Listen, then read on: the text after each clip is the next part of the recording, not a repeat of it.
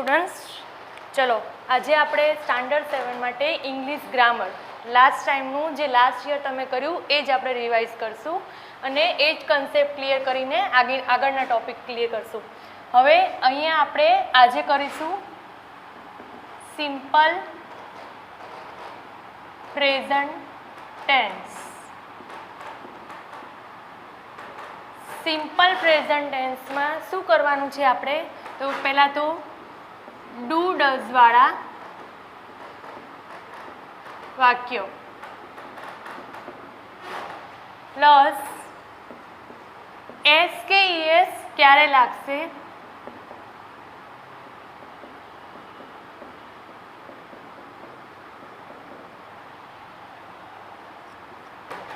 Do does વાળા વાક્યો S કે ઈએસ ક્યારે લાગશે અને ક્યારે WH વાળા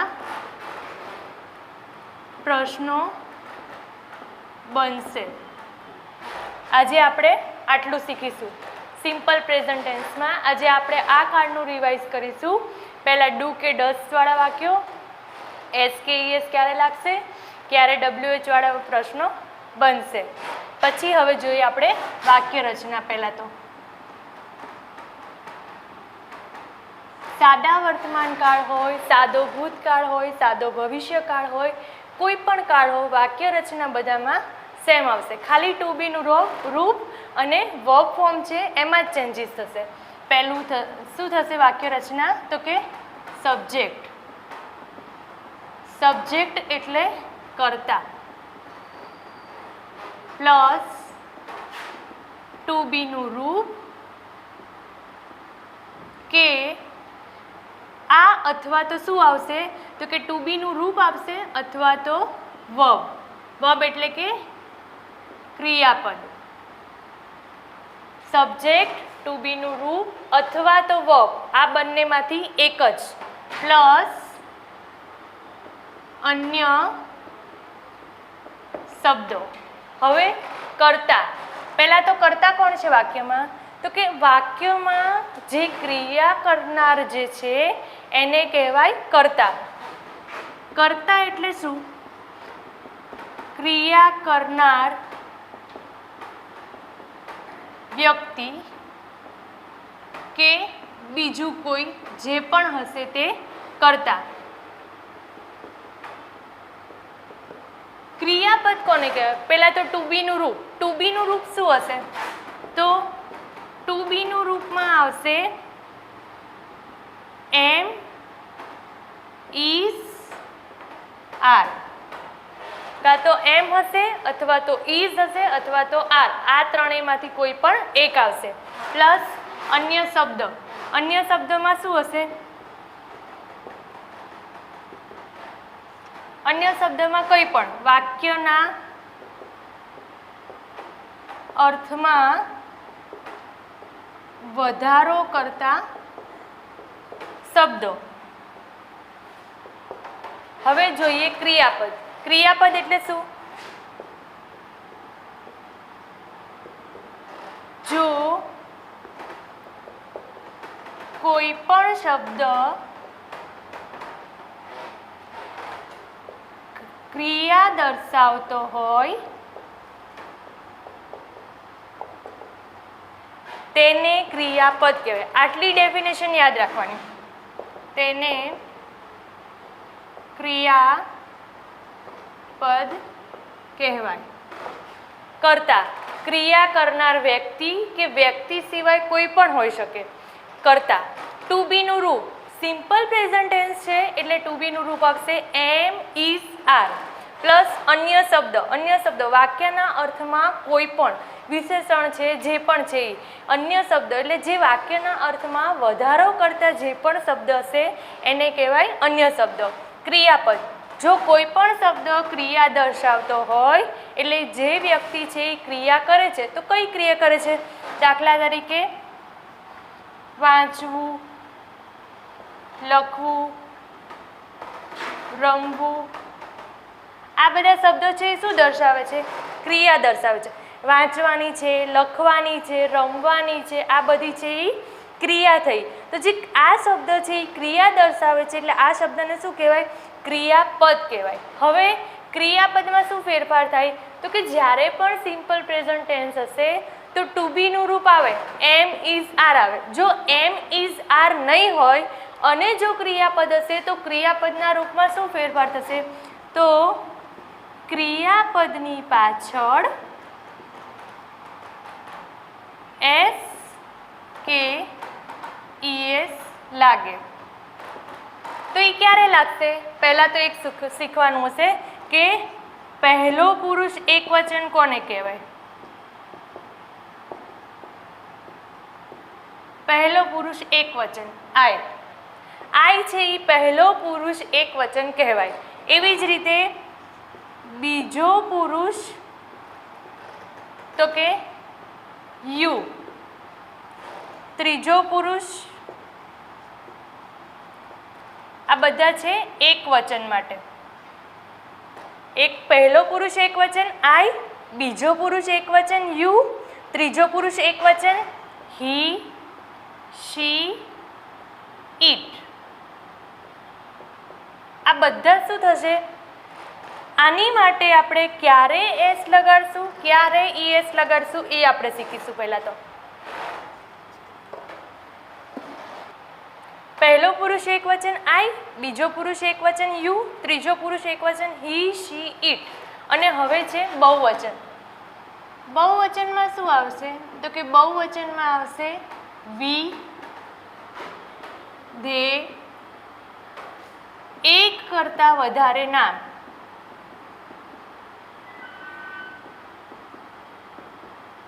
અને ત્રીજો પુરુષ એકવચનમાં હી, શી, ઇટ સિવાય એક નામ હશે તો પણ. હવે આમાં શું થશે? ક્યારે એસ કે એસ લાગશે? તો જ્યારે પણ આઈ હશે તો આઈની સાથે હંમેશા ક્રિયાપદનું મૂળ રૂપ જ આવે. ક્રિયાપદનું મૂળ રૂપ, આઈની સાથે ક્રિયાપદનું મૂળ રૂપ. એવી જ રીતે યુ, યુની સાથે પણ હંમેશા ક્રિયાપદનું મૂળ રૂપ હશે. આઈ અને યુ જ્યારે પણ હશે ત્યારે ક્રિયાપદના રૂપમાં કોઈ જ ફેરફાર નહીં થાય.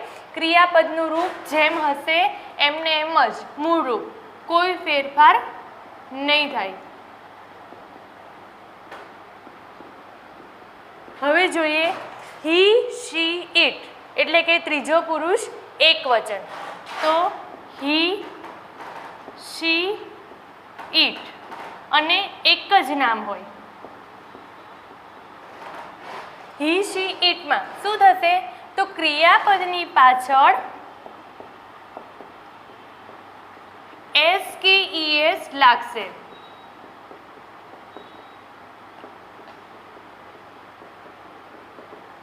જ્યારે પણ આ ચારેમાંથી કંઈ પણ હશે ત્યારે ક્રિયાપદના રૂપમાં ફેરફાર થશે. એટલે કે ક્રિયાપદની પાછળ એસ કે ઈએસ લાગશે. એક જ નામ. એક જ નામ એટલે શું? ધારો કે મીરા છે, રાધા છે, આવી રીતે એક નામ હશે ત્યારે આની પાછળ શું લાગશે? એસ કે ઈએસ લાગશે. હવે આપણે આના એક્ઝામ્પલ જોઈએ. I like chess. I આવ્યું, ક્રિયાપદ શું છે? I છે એ સબ્જેક્ટ છે, લાઈક છે એ વર્બ, વર્બ એટલે કે ક્રિયાપદ છે, અને ચેસ છે એ અન્ય શબ્દો છે. હંમેશા વાક્ય રચનામાં કર્તા અને ક્રિયાપદ તો હશે જ. કર્તા, ક્રિયાપદ અથવા આની સિવાયનું ટુ બીનું રૂપ, આ ત્રણથી જ વાક્ય છે એ બનશે. પછી સબ્જેક્ટ છે એ આઈ છે, ક્રિયાપદ લાઈક છે અને અન્ય શબ્દો છે એ ચેસ છે. હવે અહીંયા શું આવ્યો? કર્તા આઈ આવ્યો. એટલે આઈની જોડે ક્રિયાપદમાં શું છે? કંઈ જ ફેરફાર ના થયો. લાઈકનું લાઈક જ આવે. એટલે આઈ હશે કે યુ હશે, ક્રિયાપદના રૂપમાં કોઈ જ ફેરફાર નહીં થાય. ક્રિયાપદ એમને એમ જ મૂકી દેવાનું. એવી જ રીતે યુ હશે તો પણ યુ લાઈક ચેસ, એટલે આઈ છે કે યુ છે, ક્રિયાપદનું રૂપ જેમ છે એમનું એમ જ મૂકી દેવાનું, એના રૂપમાં ફેરફાર નહીં થાય. એવી જ રીતે હી છે તો હી લાઈક ક્રિકેટ. શું આવ્યું આગળ? હી આવ્યું. હી છે એટલે ત્રીજો પુરુષ એકવચન આવ્યું.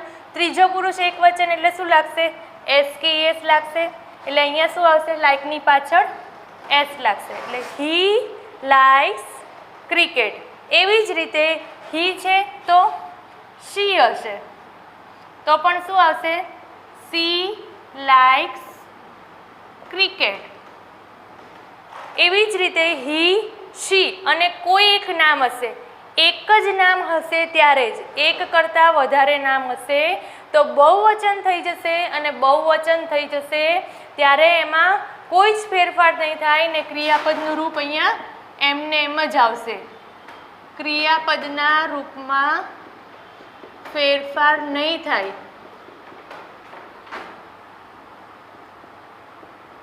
જ્યારે પણ બહુવચન હશે ત્યારે ક્રિયાપદના રૂપમાં ફેરફાર નહીં થાય, એટલે ક્રિયાપદનું રૂપ છે એ એમને એમ જ મૂકવાનું.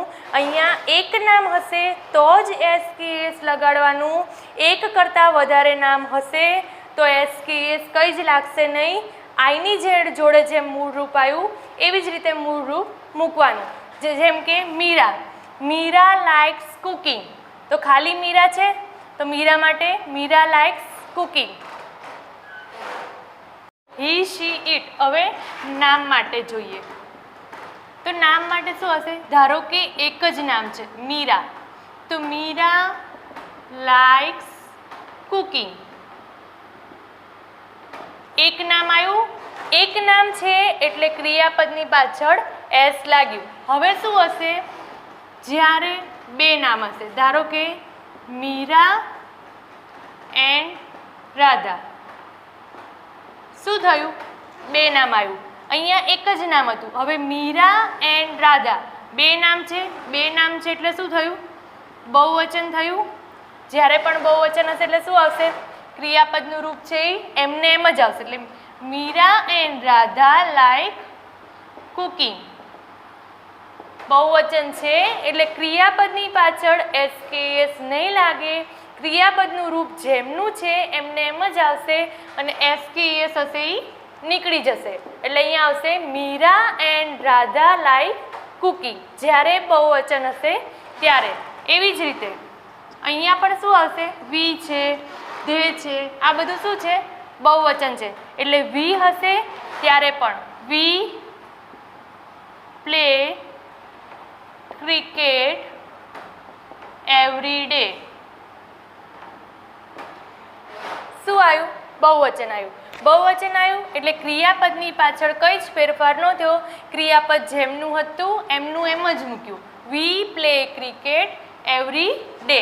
એવી જ રીતે ધે હશે તો પણ ધે પ્લે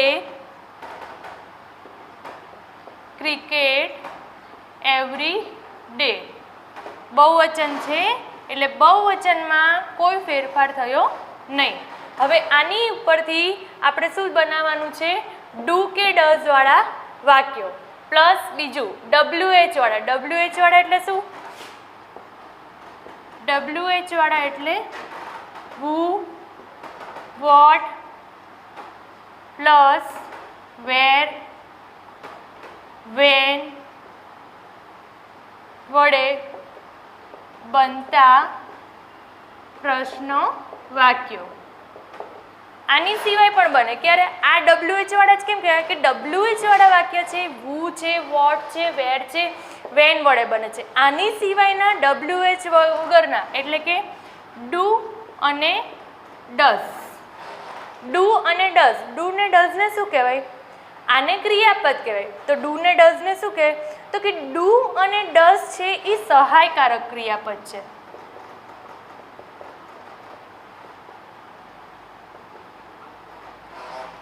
એટલે આને WH વાળા વાક્યો કહેવાશે, અને આ છે એ સહાયકારક ક્રિયાપદ વડે બનતા વાક્યો. હવે WH વાળા વાક્યો છે કેવી રીતે બનાવવાના અને ડુ કે ડઝ વાળા વાક્યો છે એ કેવી રીતે બનાવવાના એ આપણે જોઈશું. પહેલા જોઈશું ડુ કે ડઝ વાળા વાક્યો. ક્યારે ડુ યુઝ કરવાનું, ક્યારે ડઝ ઉપયોગ કરવાનું, કેવી રીતે ખબર પડે? તો વાક્યમાં જ્યારે એસ કે ઈએસ લાગેલું હશે, એટલે કે ક્રિયાપદની પાછળ જ્યારે એસ કે ઈએસ હોય ત્યારે આપણે ડઝનો ઉપયોગ કરીશું અને જ્યારે ક્રિયાપદની પાછળ કંઈ જ લાગેલું નહીં એટલે એસ કે ઈએસ લાગેલું નહીં હોય, વાક્ય છે એના મૂળ રૂપમાં હશે ત્યારે આપણે ડુ ઉપયોગ કરીશું. એટલે ડુનો ઉપયોગ ક્યારે થશે? તો જ્યારે વાક્યમાં ક્રિયાપદની પાછળ એસ કે ઈએસ લાગેલું નહીં હોય. એસ કે ઈએસ લાગેલું નહીં હોય એટલે શું હશે? ક્રિયાપદનું મૂળ રૂપ હશે. એટલે જ્યારે વાક્યમાં ક્રિયાપદની પાછળ એસ કે ઈએસ લાગેલું નહીં હોય અને ક્રિયાપદનું મૂળ રૂપ હશે ત્યારે આપણે ડુથી જ વાક્ય છે એ બનાવવાનું. એવી જ રીતે ડઝ. તો જ્યારે વાક્યમાં ક્રિયાપદની પાછળ એસ કે ઈએસ લાગેલું હશે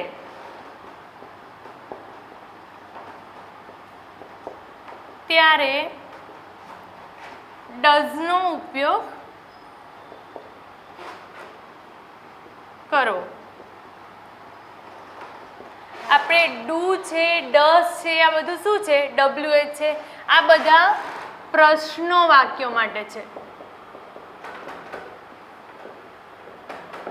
એટલે કે જ્યારે વાક્યના માંથી પ્રશ્નાર્થ વાક્ય બનાવવું હોય ત્યારે આપણે ડુ કે ડઝનો ઉપયોગ કરીએ છીએ. તો જો આઈ લાઈક ટેનિસ શું છે? વાક્યમાં કઈ જ છે? ક્રિયાપદની પાછળ એસ કે ઈએસ છે, નથી લગાડેલું. શું છે? વાક્યનું મૂળ રૂપ છે. જ્યારે પણ વાક્યનું મૂળ રૂપ હશે તો શું આવશે? ડુ આવશે. એટલે ડુ આઈની જગ્યાએ શું થઈ જશે? You. Do you like tennis? આપણે સામેવાળાને પ્રશ્ન પૂછે છે. હું એમ કહું છું કે મને ટેનિસ ગમે છે, પણ આપણે જ્યારે સામેવાળાને પ્રશ્ન પૂછીએ ત્યારે આઈનું શું થઈ જશે? યુ થઈ જશે. એટલે ડુ યુ લાઈક ટેનિસ? બરાબર. એટલે જ્યારે પણ ક્રિયાપદની પાછળ કંઈ જ લાગેલું નહીં હોય ત્યારે શું કરવાનું? ડુનો ઉપયોગ કરવાનો અને ક્રિયાપદનું મૂળ રૂપ છે એમનું એમ જ આવશે. એના વાક્યમાં કોઈ જ ફેરફાર નહીં થાય. એવી જ રીતે અહીંયા હશે યુ. યુ અથવા તો કોઈ નામ હશે. જ્યારે કોઈ નામ હશે તો નામ માટે શું આવશે? પહેલાં તો મીરા એન્ડ રાધા. હમણાં આપણે જે વાક્ય લખ્યું હતું એ જ. Meera and Radha like cooking. તો આ વાક્યને આપણે પ્રશ્નાર્થ વાક્ય બનાવવાનું છે. Meera and Radha like cooking. ક્રિયાપદની પાછળ કંઈ જ લાગેલું નથી, બહુવચન છે એટલા માટે. તો હવે આપણે શું કરશું? કંઈ જ લાગેલું નથી એટલે ડુનો ઉપયોગ કરશું. ડુ. હવે આના પછી શું આવશે? ડુ પછી Meera and Radha like cooking.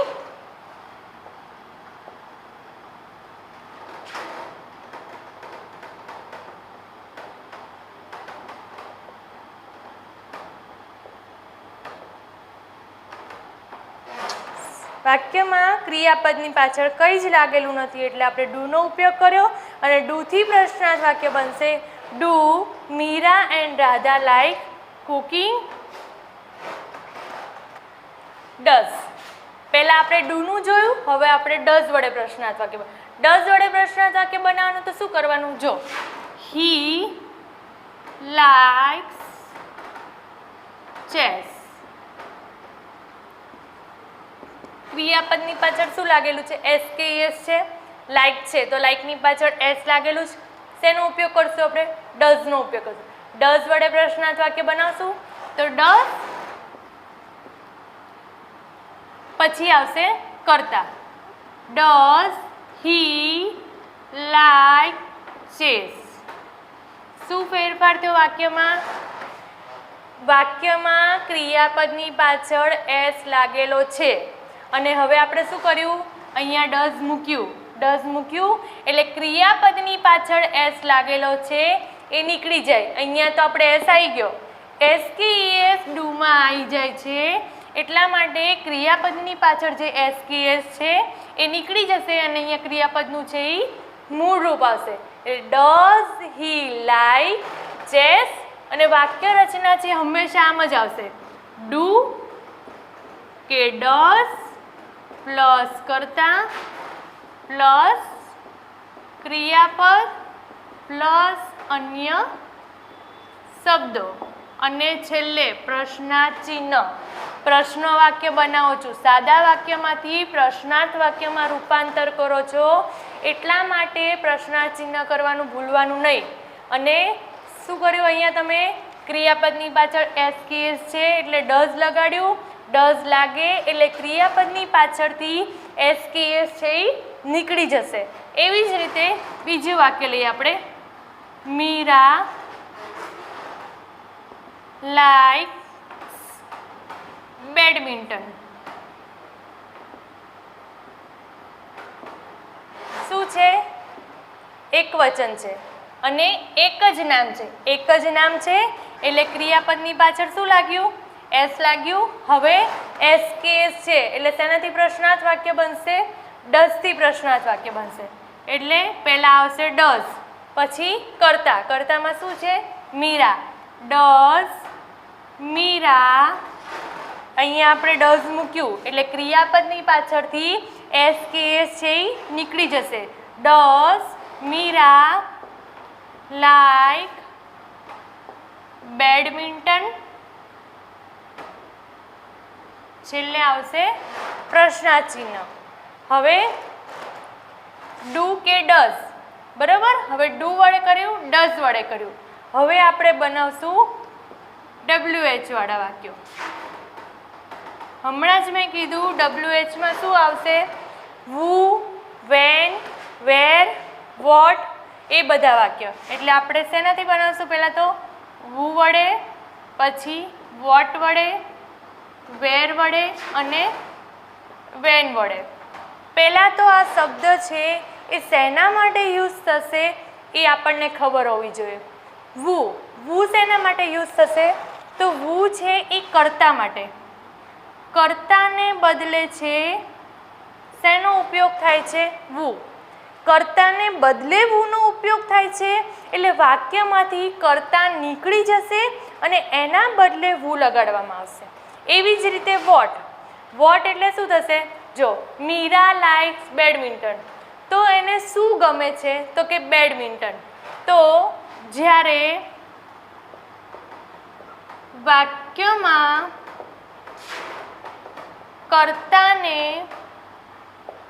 શું વડે પ્રશ્ન પૂછો ત્યારે જે જવાબ મળે તેને શું તેને વોટ વડે બનાવવું.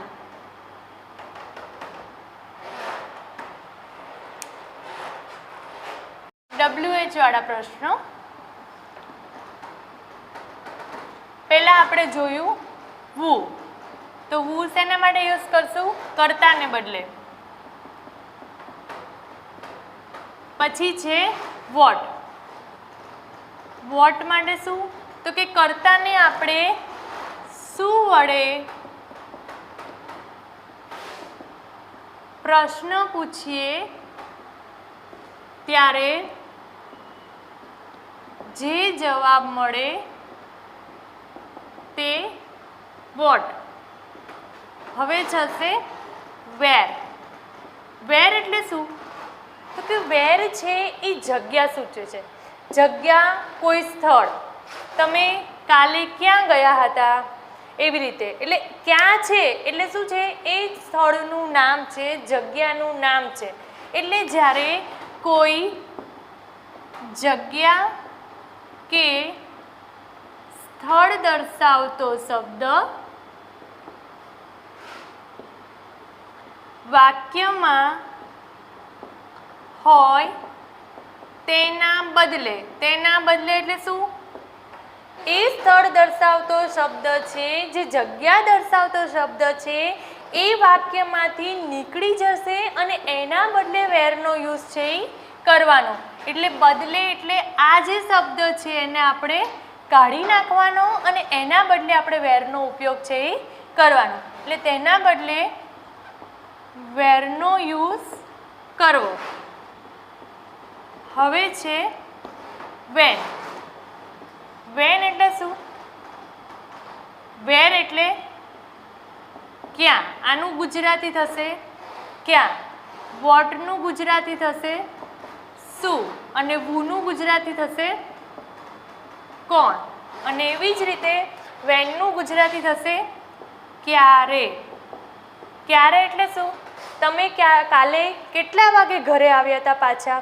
એટલે આપણે એને પૂછ્યું કેટલા વાગે એટલે શું થયો? સામેવાળાને આપણે સમય પૂછ્યો. તો જે સમય દર્શાવતો શબ્દ હશે, સમય દર્શાવતો શબ્દ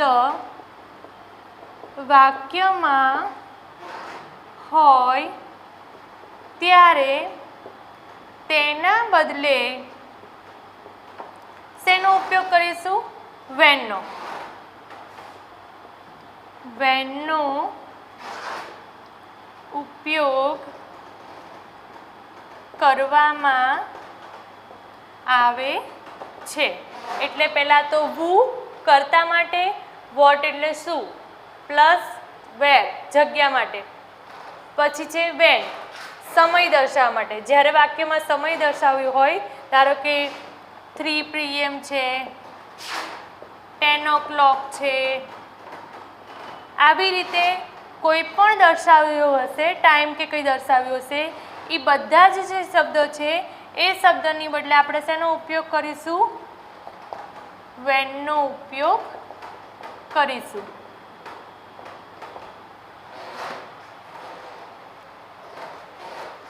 ચલો પહેલાં આપણે બનાવશું વુ વડે. તો શું હતું? મીરા લાઈક્સ શું છે? કુકિંગ. તો અહીંયા આપણે મીરા છે, મીરા માટે એટલે આ કર્તા છે. તો કર્તા છે એ નીકળી જશે. કર્તા નીકળી જશે અને કર્તાની બદલે આપણે શેનો ઉપયોગ કરીશું? વુનો ઉપયોગ કરીશું. તો વુ લાઈક્સ કુકિંગ. બરાબર? એટલે વુ લાઈક્સ કુકિંગ. સૌથી ઇઝી છે તો કે વુ વડે. વુ વડે પ્રશ્ન જ્યારે પણ બનશે ત્યારે એના વાક્યમાં કંઈ જ ફેરફાર નહીં થાય. પાછળનું જેમનું હશે એમનું એમ જ મૂકી દેવાનું. ખાલી કર્તાની બદલે વુ છે એ લગાડી દેવાનું. એટલે વાક્ય પાછળ હશે એમનું એમ જ, કર્તા હંમેશા વાક્યના શરૂઆતમાં જશે. એ શરૂઆતમાંથી કાઢી એના બદલે વુ લગાડી અને એમને એમ જ વાક્ય છે એ મૂકી દેવાનું. પ્લસ આપણે બીજું વાક્ય જોઈએ વુ વડે. તો આપણે બનાવીશું Tina. Tina is at home. Tina is at home now. Tina અત્યારે ઘરે છે. તો કોણ ઘરે છે અત્યારે? તો who is at home now. શું થયું? ટીના છે ટીના કરતા છે, કરતા નીકળી જશે, કરતાને બદલે શું આવશે આપણે વુ. તો વુ ઇઝ એટ હોમ નાઉ. કોણ ઘરે છે? ટીના. તો કરતાને બદલે આપણે છે વુનો ઉપયોગ કર્યો. હવે આપણે આવશે વુ, પછી આપણે આવશે વેન. વેન શેના માટે હતું? સમય દર્શાવવા માટે.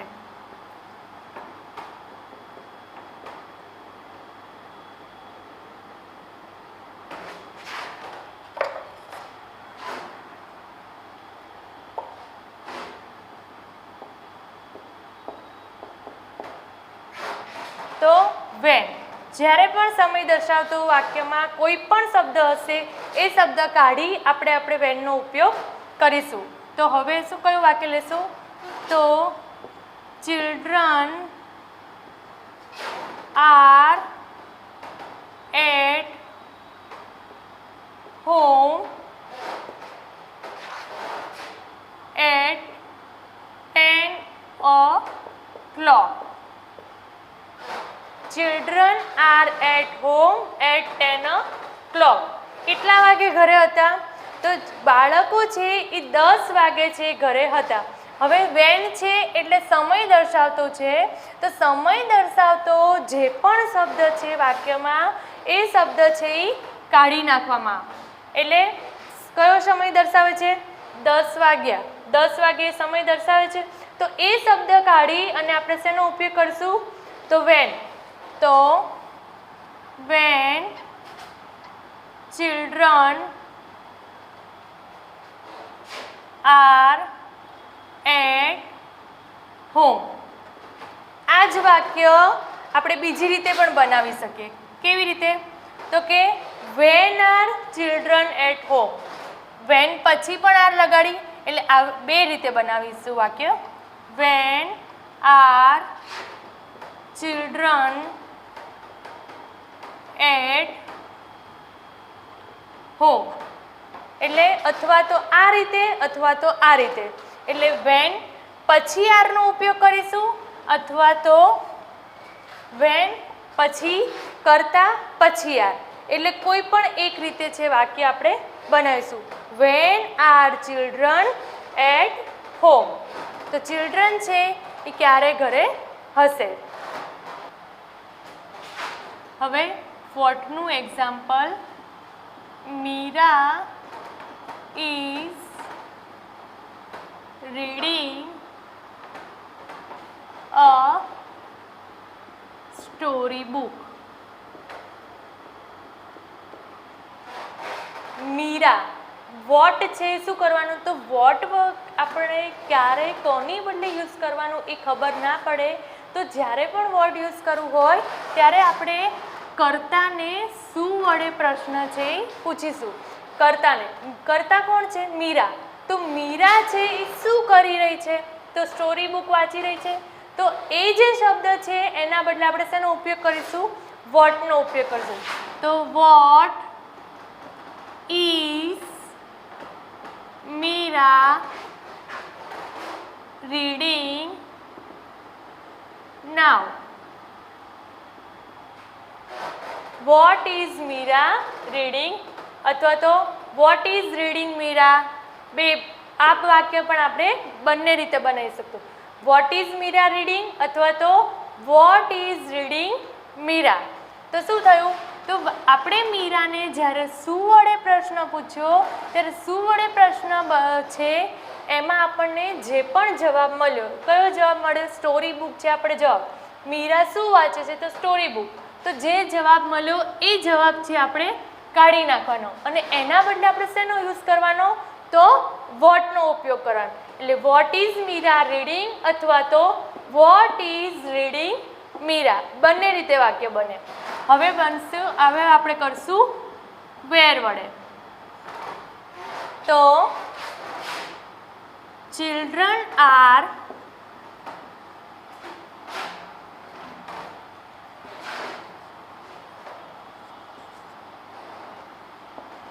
playing cricket in the garden. સ્થળ દર્શાવતો. સ્થળ કયું છે? તો વાક્યમાં સ્થળ દર્શાવતો જે પણ શબ્દ હશે એ નીકળી જશે. Children are playing cricket in the garden. બાળકો છે એ ક્રિકેટ રમી રહ્યા છે, પણ ક્યાં રમી રહ્યા છે? તો કે ગાર્ડનમાં રમી રહ્યા છે. તો જે સ્થળ દર્શાવતો શબ્દ છે એ નીકળી જશે. એટલે where are the children playing અથવા તો where are playing the children. બંને રીતે where are playing the children.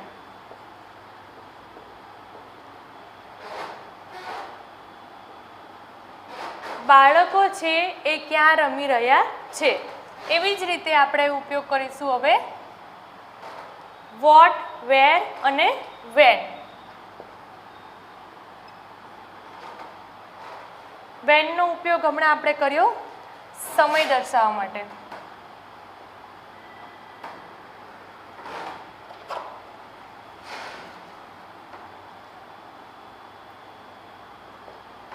હવે હોમવર્કમાં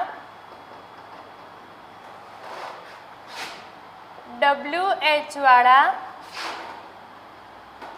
પ્રશ્નો વાક્ય બનાવવા.